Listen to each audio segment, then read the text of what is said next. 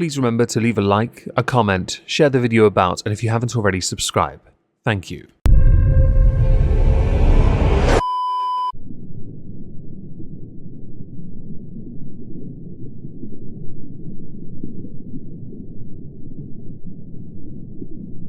Well, isn't this just fantastic?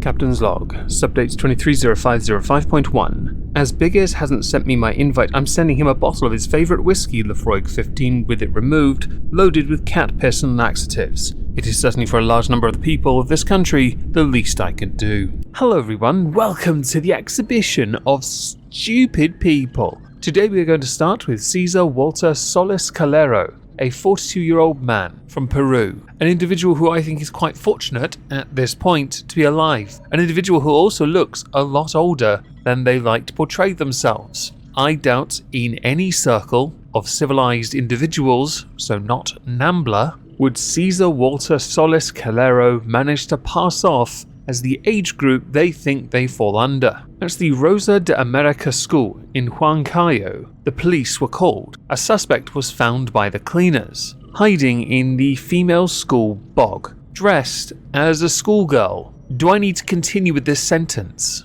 I mean, there's a prison one we should certainly consider introducing. The school in question teaches the age range of 3 to 18-year-olds. When they were escorted out of the school, they were understandably abused like there was no tomorrow by outraged parents. When the police searched his phone, they found not only him wearing similar uniforms, but those uniforms were to other schools. Oh dear, this isn't looking good for Cesar Walter Solis Calero. I'm sure I'm butchering your name. Maybe I'll just call you El Nuncio. A spokesman for the Peru's Ministry of Women and Vulnerable Populations said, following the complaint of a subject found in the toilets of a school, the Aurora National Program Team participated in the preliminary proceedings at the El Tambo police station. Likewise, any victims we identified for comprehensive care, the defendant is detained. CCTV footage did show El Nuncio entering the school dressed in a pink jacket, long stockings, and a hat, along with braided pigtails, obscuring the face just enough with the hat that no one could tell that they were a bit older, because if you see them looking like this, I think they stand out like a sore thumb. The school director said that El Nuncio stayed in the bathroom for several minutes and claimed to like taking pictures. This put our students' physical and moral integrity at risk. He took advantage of the situation with a child's uniform, school shoes, jacket, hat, and face mask. Oh look, another way of obscuring El Nuncio. The man claims that he likes to take pictures. This man is getting used to entering other schools. Let's hope he hasn't caused any damage. Why am I getting images of a minute form of purple Aki? Let me see your muscles. Now El Nuncio has said that he does not regret his actions. Quote, "Why would I regret it if I didn't do anything? You're dressed in a schoolgirl uniform, breaking into schools to take pictures of other kids in the bathroom. You're a nonce. You shouldn't be anywhere near a school. Now you should be somewhere near a prison. And if they make you dress like a schoolgirl in a prison, I promise you the roleplay in question will involve a wrist and an elbow." One of the mothers was quoted as saying, "My daughter studies here. It's worrying that this has happened. We don't want him to be set free." El Nuncio doesn't actually have a criminal record, and he has been released on conditions. So at the moment we don't actually know what's going to happen next with El Nuncio. If he was in this country, he would more than likely be given community service, because depending on which place you are in the country, some people are protected because others are afraid of being called racist. In other areas, they would have had their teeth kicked in. I've seen videos in other areas of this planet where villages have broken into the police stations, taken the nonce, and, well, unalived, but through a form of humiliation, beating, and, well, dismemberment. Of course, we here do not condone such actions. Of course not. But if he has done something beyond what has been described here, his future as a eunuch should be a guarantee and a lifetime on a hard labour camp on Titan. With many brands linking up with Dylan Mulvaney, Bud Light being one of those that has done so, have suffered a consequence for it. Anheuser-Busch, the parent company, have seen a vast drop in sales. They've lost 2 people that represent their company higher-ups because of this association. Some bars have decided, well, they were kicking people out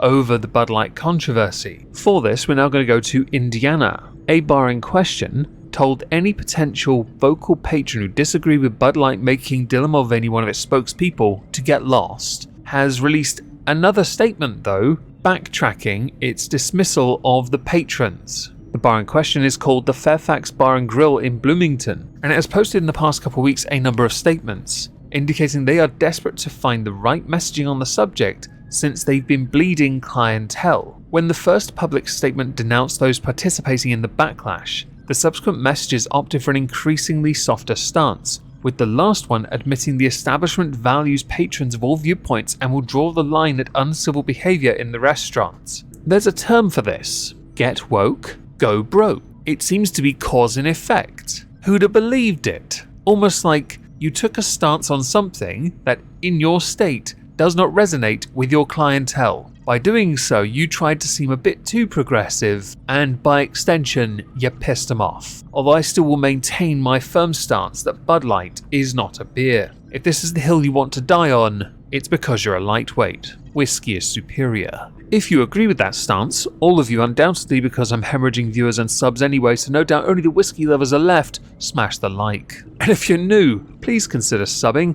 My channel's dying. Thank you. Another message from the restaurant involved an admission that it had lost clientele. All this began because, as many of you know, Dylan Mulvaney had a new partnership with Bud Light. This led to a massive boycott. Consumers were outraged that Bud Light would seemingly abandon its brand identity by using woke figures to promote its beer because they believed that was a new area of the market to corner. But by doing so, many of those who are the, let's say, casual drinker consumer of shite were very much offended that they were being left behind. Instead of appeasing them to buy more from them, they wanted to broaden their horizons, and it failed. The original statement from the Fairfax Bar and Grill said, "We are tired of all the hate. We are very open to debate and discussion, and it's truly a shame that we can't have open discussion about this important political and cultural topic. Bars, in our opinion, exist as public spaces where ideas should be exchanged." But then it went on to say, "Unfortunately, due to all the bigotry and hatred that has surfaced around the Bud Light controversy, any patron wanting to voice their concerns about the issue will be immediately asked to pay their bill and leave our establishment." That's a very brave move by McKinley Minifield. Yeah, that's the owner of the restaurant,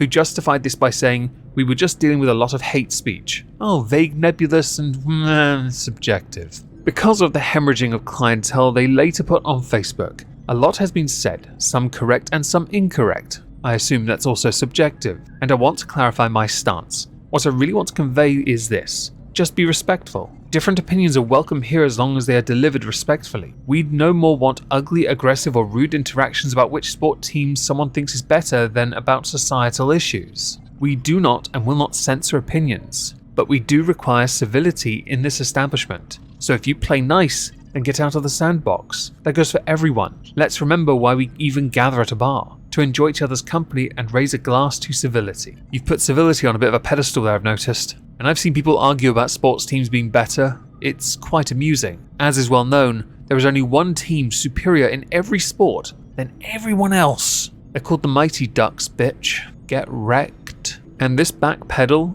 is a damning statement for your own weakness. You've taken what a bar is in the first place, where freedom to express and speak is absolute, to be honest. And you said, actually, we're now going to police you? Which means you've taken an aspect of the decorum away and instilled a form of authoritarianism, which is disappointing, really. Bars thrive on that communal aspect. You've got to let it happen organically, because if you try to impose anything, people are less inclined to go there or return there. And that's what you want, isn't it? You want people to go back. This will have done you no favors at all. Even your backpedaling is unlikely to help you in the long run. But you may well find new clientele as time passes. You've just got to weather a storm that you created for no real reason. And on a topic as controversial as Dylan Mulvaney, you really do have to be very careful. Honourable mention time to the founder of Extinction Rebellion, Roger Holm, who had taken to Twitter to share a frustration in a 11-point thread after he was served in hospital a vegan option for a meal, which was carrots and a handful of potatoes. He wrote 391 words on the environmental benefits of going vegan, and had admitted with the picture he had posted to social media that he'd eaten the potatoes already. He's in hospital, by the way, for a broken leg. Of course, for that. I just find it amusing because you got a vegan option and you didn't get as much as you would have wanted. I mean, these are hard times, Mr. Holland. Surely you can understand that. It should be added that for the past 5 days that he had been in hospital, he had been served very similar meals. Well, they were hardly going to get him a Nando's, were they now? I think, if you really want it, you could always ask them to get you some Haribo, maybe some Polos, and an enema. Enjoy your time in hospital while you're still there repairing your broken leg. There has been much in the way of discussion about whitewashing in certain movies. Now we've had the ginger side. And if you go to Disney remakes, you've got a lot of recasting, replacing characters that have been traditionally one race with any other ethnicity that is not white. Which is why many believe the ginger side is real, and there's certainly legitimacy to that if you base it on comics to live action adaptations. You see it in other movies. You've got The Little Mermaid soon, by the way. You're Ariel and her sisters, and it looks like Triton is the biggest man-slut around. He will shag anything in the ocean with a pulse, because it turns out all his daughters cover every ethnicity. That's interesting. Anyway, Egypt's Antiquities Minister has taken great umbrage with a Netflix documentary over Cleopatra. Additionally, there's an online petition accusing the production of rewriting history signed by over 7,000 people. Why? Because in this adaptation, called Queen Cleopatra, has cast Adele James as Cleopatra. There is much contested, let's say, debate over the racial identity of Cleopatra. In the trailer, she is portrayed as black, and that seems to be an issue for those within Egypt who say, no, this is instead pushing an agenda to claim Egypt's history and rob the actual Egyptians of it by using false articles, zero evidence, and attempting to falsify history. It's also known as Afrocentrism, which is a pseudoscience. Cleopatra was born in Alexandria in the Ptolemaic dynasty to Greek descent. She was not black. That is a quote from the petition. The Antiquities Ministry of Egypt weighed on this by saying, bas-reliefs and statues of Queen Cleopatra are the best proof. While her mother's identity is unknown, she is white skin and has Hellenistic characteristics. This is where other countries now are standing up for their history and saying, no, you cannot revise our history and tell us what our history is. You may do it for the sake of your own virtue signaling, I guess, but the reality is you are insulting Egyptians by changing their history. We had it with an Anne Boleyn documentary and there was so much backlash against it. Stop trying to use English history, Egyptian history, any country's history, revise it to portray somebody else of another race, to use it to teach another message about another race's struggles. Genuinely, that's what you've been doing. That's certainly what the message was with Anne Boleyn, and it was embarrassing.